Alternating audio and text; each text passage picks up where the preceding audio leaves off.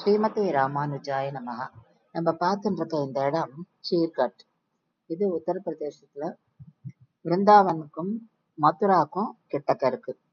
இது யமுனை கரையில இருக்கிற ஒரு இடம். வஸ்திராஹரன் அப்படின்னு துவாபர யுகத்துல நடந்த ஒரு நிகழ்ச்சியை எடுத்து சொல்ற இடம் இது. பகவான் கிருஷ்ணர் கோபிகளுடைய வஸ்திரத்தை எடுத்து இங்க இருக்கிற கதம்ப மரத்து மேல உட்காந்து அந்த வஸ்திரங்களை அங்கதான் வச்சாராம். அதாவது கோபிகள் யமுனை ஆற்றுல குளிச்சுட்டு இருக்கா. குளிச்சு காத்தியாயினி தெய்வத்தை வேண்டிக்கிறா. பகவான் கிருஷ்ணர் தான் தங்களுக்கு கணவரா வரணும் அப்படின்னு வேண்டிக்கிறா. அதாவது இங்க நம்ம கம்ப்ளீட் சரண்டர் டு பகவான், அதை தான் நம்ம கோபியர் மூலம் நம்ம இங்க கத்துக்கிறோம்.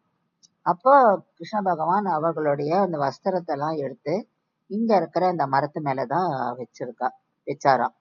இப்போ இந்த மரத்தையே என்ன சொல்றான்னா, அப்போல இருந்து இந்த மரம் இங்க இதே மரம் தான் அப்படின்னு சொல்லி சொல்றான். அந்த இடத்துல நம்ம கதம்ப மரத்தையும் பார்க்கிறோம். வஸ்திராபகரணம் அப்படின்னு இந்த இடத்த அசோசியேட் பண்ணி சொல்லுவா.